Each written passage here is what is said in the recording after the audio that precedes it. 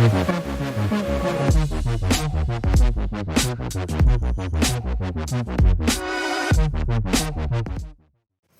guys. So இந்த வீடியோவில் என்ன பார்க்க போகிறோன்னா Planck's law of radiation. முதல்ல Planck's law of radiation தெரிஞ்சுக்க முன்னாடி Planck என்ன ப்ரொப்போஸ் பண்ணார், என்ன தியரி ப்ரொப்போஸ் பண்ணாருன்றதை பார்ப்போம். ஆக்சுவலாக Planckன்றவர் ஒரு German scientist. In 1900 he proposed that a black body, ஓகேங்களா, a black body is not only have a radiation but also it have some tiny particles. Okay, so it also have some tiny particles that is known as quantum or oscillators or Planck's oscillators. So these oscillators cannot absorb or emit energy in a continuous manner, or it's absorb emit in a multiple packets which is known as quantum. So இதை நம்ம வந்து 12th படிச்சிருப்போம். ஆக்சுவலாக வந்து energy is not emitted in a continuous waveform but will be in a small particles, a small particle which is known as quantum ன்றது quantum theory chapter 5ல படிச்சிருப்போம். Okay, அதுதான் concept. So energy emitted is directly proportional to the frequency of the radiation. ஓகேங்களா, so அந்த oscillators it will have some tiny energy, so that energy is directly proportional to the frequency. So energy of some particle, so இப்போ வந்து எனக்கு ஒரு 10 oscillators இருக்குன்னா first ஆசிலேட்டரோட energy என்ன, second ஆசிலேட்டரோட எனர்ஜி என்ன, 9th ஆசிலேட்டரோட எனர்ஜி என்ன, ஸோ அதெல்லாம் தெரிஞ்சுக்க டேரெக்டாக it goes to that number of oscillators into H. ஓகேங்களா, இதெல்லாம் பேசிக்ஸ் தான். ஸோ Planck's law of radiationக்கு போகிறதுக்கு முன்னாடி இதெல்லாம் நம்ம தெரிஞ்சு வச்சுக்கணும். Okay, so Planck's law of radiation என்னன்னு பார்த்தீங்கன்னா, energy density of a heat radiation that is emitted by the black body at certain temperature, okay, in between the wavelength of lambda into lambda plus d lambda. அதாவது இந்த lambda வச்சுக்கோங்க, இந்த point இங்கேருந்து it travels up to d lambda. So this is my lambda plus d lambda. இதுதான் அது ஆக்சுவலாக. So integral மாதிரி கூட வச்சுக்கலாம், lambda to lambda plus d lambda இந்த மாதிரி. ஓகேங்களா, ஸோ ஆக்சுவலாக அந்த டிஸ்டன்ஸ் சொல்கிறாங்க. ஸோ அந்த பேண்டுக்குள்ளே இருக்க எனர்ஜி டென்சிட்டி எவ்வளோ இருக்கும். இப்போ ஒரு பிளாக் பாடி இருக்குது, இட் எமிட்ஸ் ரேடியேஷன். ஸோ அந்த energy density for that particular band of wavelength அது என்னன்னு பார்த்தீங்கன்னா, E lambda is equal to 8 pi hc by lambda raised to 5 e power hc by lambda kt minus 1. சில புக்கில் வந்து e power h nu by kt minus 1 கொடுத்துருப்பாங்க. So நியூன்றது frequency, but ஆனால் இங்கே எல்லாமே நம்ம லேம்டாவில் தான் ரெப்ரசன்ட் பண்ணுறதால we have to represent everything in terms of wavelength. ஓகேங்களா, ஸோ இங்கே velocity இங்கே wavelength, there should be no frequency term. Okay, we know that frequency is inversely proportional to lambda, that's wavelength. But ஆனால் நம்ம இங்கே frequency mention பண்ணக்கூடாது, டைரெக்டாக அங்கேயுமே நம்ம wavelength தான் மென்ஷன் பண்ணணும். ஓகே, ஸோ ஓகேங்களா, அதுதான் கான்செப்ட். இப்போ நம்ம டைரெக்டாக டெரிவேஷனுக்குள்ளே போகலாம். ஸோ எனர்ஜி டென்சிட்டின்றது என்னென்னா, number of oscillator that present in between my range of wavelength. ஓகேங்களா, ஸோ ரேஞ்ச் ஆஃப் வேவ்லென்த்ன்றது இப்போ இது லேம்டான்னு வச்சுக்கோங்க, this will be my lambda plus d lambda, அதாவது this will be my small change in lambda. ஓகேங்களா, இப்போ 5000 நானோமீட்டர்ஸ் இருக்குன்னா 5010 நானோமீட்டர்ஸ். ஸோ அதுக்குள்ளே இருக்கிற நம்பர் ஆஃப் ஆசிலேட்டர்ஸ், ஸோ அதோட எனர்ஜி. ஓகேங்களா, ஸோ இப்போ ஒரு ஆசிலேட்டரும் ஒரு எனர்ஜி ஸ்டேட்டில் இருக்கும். ஸோ ஆவரேஜாக அந்த எல்லா ஆசிலேட்டரோட ஆவரேஜ் எனர்ஜி எடுத்து அதை வந்து நம்பர் ஆஃப் ஆசிலேட்டர்ஸோட மல்டிப்ளை பண்ணால் will be getting the energy density. So ரெண்டு பார்ட்ஸ் கண்டுபிடிக்கணும். ஒன்று வந்து ஆவரேஜ் எனர்ஜி, இன்னொன்று வந்து நம்பர் ஆஃப் ஆசிலேட்டர்ஸ் என்ன. ஸோ ஆவரேஜ் எனர்ஜி என்னன்னு பார்த்தீங்கன்னா, E bar is equal to E by N. So Eன்றது total energy of the oscillators that present in between the band, where N is the number of oscillators. So இப்போ இது simple, நம்ம average calculation போகிற மாதிரி தான். இப்போ ஒருத்தன் வந்து 40 எடுத்திருப்பான், இன்னொருத்தன் வந்து 90 எடுத்திருப்பான். ஸோ ரெண்டு பேருக்கு ஆவரேஜாக எடுத்தோம்னா லைக் 165. ஸோ அந்த மாதிரி தான். ஸோ ஒரு பர்டிகுலராக ஒரு ஒரு ஆசிலேட்டர்ஸ்க்கும் இந்த பர்டிகுலர் எனர்ஜி இருக்கும். So that will be the average energy of the oscillators. So இது number of oscillators in between the range, அதாவது லேம்டாலையும் இந்த ரேஞ்சுக்குள்ளே இருக்கிறது வந்து is given in modes of oscillation. So அதோட லிங்க் நான் கொடுத்துருப்பேன், பிகாஸ் இந்த டெரிவேஷன் கொஞ்சம் பெரிய டெரிவேஷன், ஓகேங்களா.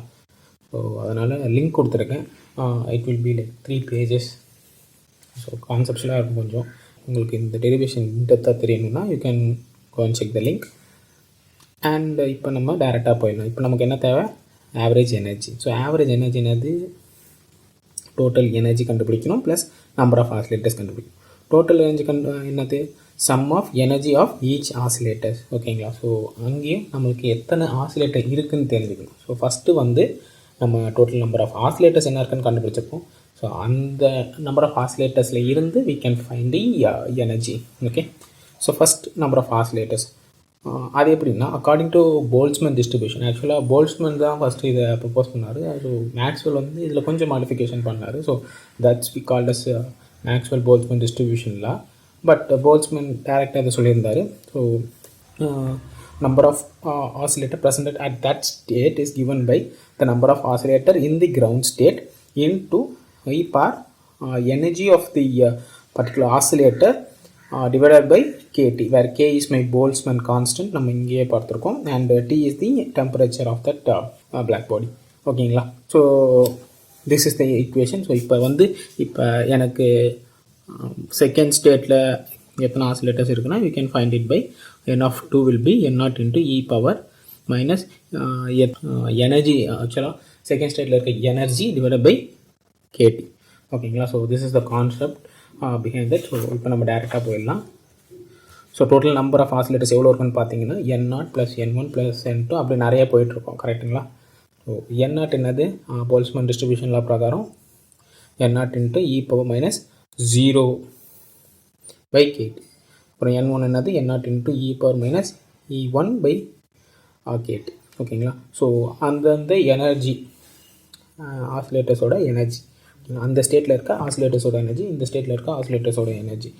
e0 will be 0 times h nu and e1 will be 1 times h nu, e2 will be 2 times h nu and it will go on. So அந்த வேல்யூஸ்லாம் நம்ம வந்து இந்த ஈக்குவேஷன் e0க்கு பதில் we can substitute these things, ஓகேங்களா. அப்போ என்ன வரும்? n0 into e power 0 plus n0 into e power minus h nu, e1 பதில் h nu by kt plus n0 into e power minus e2 பதில் 2h nu by kt, ஓகேங்களா. இப்போ என்னென்னா n0 எல்லாத்துலேயுமே காமனாக இருக்குது. அது போக எல்லாத்துலேயுமே இந்த கொஞ்சம் எக்ஸ்போனென்ஷியல் டேர்ம் வந்து காமனாக இருக்க மாதிரி இருக்குது, பார்த்தீங்களா. e power minus h nu by kt, e power minus 2h nu by kt. So xன்றது எடுத்துக்கலாம். x will be e power minus h nu by kt. So இதில் என்ன? டைரெக்டாக இது வந்துடும், ஓகேங்களா. இதில் என்ன? 2 தவிர்த்து மிச்சம் வந்துடும். ஸோ மைனஸோடு சேர்த்து வரும், ஓகேங்களா. ஸோ n0 காமனாக எடுக்கிறேன். அப்போ என்ன வரும்? e power 0 is 1, ஓகேங்களா. e power 0 is anything power 0 is 1, அது உங்களுக்கு தெரியும். ஸோ 1 ப்ளஸ் இது x ப்ளஸ் x ஸ்கொயர் அப்படியே எக்ஸெட்ரா போகும். So according to binomial series நம்ம 11th படித்தது தான், அல்ஜிப்ராவில் படிச்சிருக்கோம். 1 plus x plus x square plus எக்ஸெட்ரான்றது 1 minus x the whole power minus 1 which is equal to 1 plus x plus x square etc. So இந்த இதை ரீப்ளேஸ் பண்ணுறதுக்கு we can directly write this stuff, ஓகேங்களா. So அதை தான் நான் இங்கே எழுதியிருக்கேன். So n0 into 1 minus x the whole power minus 1. So this will be my first point. அதாவது நம்பர் ஆஃப் ஆசிலேட்டர்ஸ் என்னன்னு கண்டுபிடிச்சிட்டோம், கரெக்டுங்களா. இப்போ second point, total energy. Total எனர்ஜினா என்னது? ஒரு ஆசிலேட்டர்ஸோட எனர்ஜி அப்புறம் எத்தனை ஆசிலேட்டர் இருக்குது அந்த ஸ்டேட்டில். ஸோ இதுதான் டோட்டல் எனர்ஜி, கரெக்டுங்களா. ஃபஸ்ட் ஸ்டேட்டில் எவ்வளோ எனர்ஜி இருக்குது, செகண்ட் ஸ்டேட்டில் எவ்வளோ எனர்ஜி இருக்குது. ஸோ அந்த ஆசிலேட்டர்ஸ் அந்த ஸ்டேட்டில் எத்தனை ஆசிலேட்டர் இருக்குது, அதோட எனர்ஜி லெவல்ஸ் எவ்வளோ, ஓகே, அதை தான் பார்க்க போகிறோம். So E will be E0 times N0 plus E1 N1 plus E2 N2 அப்படியே போயிட்டே இருக்கும், கரெக்டாக. ஸோ E0 நமக்கு தெரியும், முன்னாடியே படிச்சிருக்கோம். 0 times h nu 1 time. So அதெல்லாம் சப்ஸ்டியூட் பண்ண போகிறோம். n நாட் வந்து சேம் த போல்ஸ்மேன் டிஸ்ட்ரிபியூஷனில் பிரகாரம் n not will be n not into e power ஆக்சுவலாக இங்கே வரும் e பவர் 0. ஓகேங்களா? So n not n e power 0 அப்படியே நம்ம சப்ஸ்டியூட் பண்ணுறோம். இங்கே என்னன்னு பார்த்தீங்கன்னா அதே தான், இதை நம்ம எக்ஸாக எடுத்துக்கலாம். கரெக்டாக? So similar to this case இங்கேயும் நம்ம இதை எக்ஸாக எடுத்துக்கலாம். And will be getting, so அங்கே இது 0 ஆகிடும். This will be 0. ஸோ டேரெக்டாக h nu n naught times x plus 2h nu n naught times x square plus அப்படியே போயிட்டே இருக்கும். ஸோ இங்கே என்னெல்லாம் common? h nu common, h nu common, n naught common, n naught common, x ஒரு x இருக்குது. கரெக்டாக? So அப்போ n not h nu எக்ஸை காமனாக எடுத்தால் வில் பி ரிமைனிங் என்ன இருக்கும்? 1 ப்ளஸ் இங்கே 2x ப்ளஸ் அப்படியே போய்ட்டுருக்கும். ஓகேங்களா? According to the binomial series 1 minus x bar minus 2ன்றது தான் இந்த ஃபார்மேட்டுக்கு ஏற்ற மாதிரி வருது. Okay, 1 plus x plus 3x square plus 4x cube. So அதுவும் நம்ம 12th படிச்சது தான் பைனாமியல் சீரீஸ். ஸோ இதை தான் நான் இந்த டேர்மை ரீப்ளேஸ் பண்ணுறதுக்கு யூஸ் பண்ணியிருக்கேன். Okay, 1 minus x bar minus 2. So this will be my total energy. Okay, so இப்போ நம்ம என்ன நம்பர் ஆஃப் ஆசிலேட்டர்ஸ் கண்டுபிடிச்சிட்டோம், டோட்டல் எனர்ஜி கண்டுபிடிச்சிட்டோம். ஸோ இப்போ என்ன கண்டுபிடிக்கணும்? டேரெக்டாக we can move to the average energy. ஓகேங்களா? ஸோ ஆவரேஜ் எனர்ஜி என்னது? E bar is equal to E by n. So இந்த ஈக்குவேஷனும் let us assume it as 2. So இதுவும் இதையும் வெயிட் பண்ண போகிறோம். So n not h nu x, எக்ஸை நான் கடைசியாக சப்ஸ்டியூட் பண்ணுறேன் பிகாஸ் அது கொஞ்சம் காம்ப்ளெக்ஸாக இருக்கும்ல அது, அதனால். So n not h nu x 1 minus x whole power minus 2 and இங்கே என்னோட value n not 1 minus x whole power minus 1. So n not get cancelled. So 1 minus x power minus 1 இருக்குது. So மேலே போச்சுன்னா power plus 1 ஆயிடும். Okay, so minus 2 plus 1 is minus 1. Okay, so h nu x into 1 minus x whole power minus 1, இது நம்ம டிவைடில் கூட எழுதிக்கலாம். Okay, so this will B average energy. But நமக்கு இன்னும் எக்ஸ்ட்ராம்லாம் நம்ம சால்வ் பண்ணிக்கலாம். எக்ஸ்ட்ராம் வந்து கீழே இருக்க எக்ஸ்ட்ராவை நம்ம காமனாக எடுக்கிறோம். So taking X common in denominator. ஓகேங்களா? ஸோ டினாமினேட்டரில் காமனாக எடுத்தோம்னா h nu எக்ஸ் மேலே இருக்குது, இங்கே கீழே காமனாக எடுத்தோம்னா 1ல் எக்ஸை காமனாக எடுத்தோம்னா 1 by x, இங்கே எக்ஸை காமனாக எடுத்தோம்னா 1. Okay, so X and X get cancelled. So h nu by 1 by, so X value என்னது? e raised to minus h nu by kt. So அதை நான் சப்ஸ்டியூட் பண்ணுறேன். ஸோ இங்கே மைனஸ் இருக்குது. So 1 by x power minus 1 என்னது? we can write it as x power 1. ஓகேவா? அந்த மாதிரி தான் இங்கே எழுதியிருக்கேன். So e power minus h nu by kt is 1 by e power வந்து டேரெக்டாக மேலே போச்சுன்னா பாசிட்டிவ் ஆகிடும். Okay, so minus 1. So this will B our average energy. நமக்கு என்ன இப்போ கடைசியாக கண்டுபிடிக்கிறது?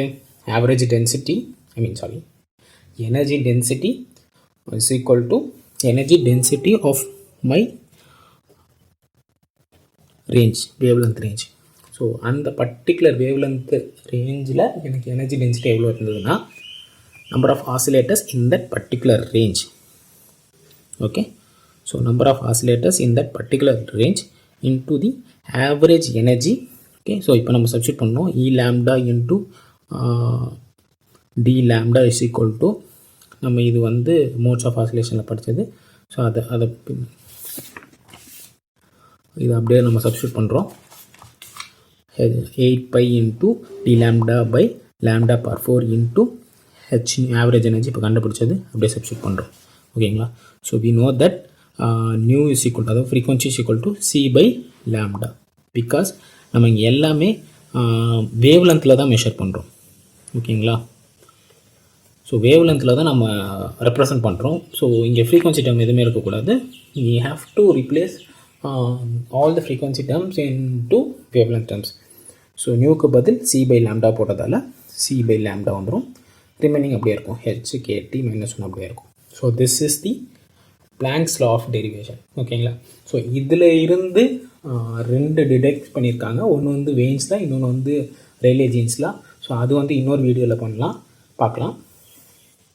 பட் இப்போதைக்கு Planck's lawன்றது ரொம்ப முக்கியம். ஸோ ஆக்சுவலாக என்ன டேக்அவே பார்த்தீங்கன்னா, so particular wave length and energy density.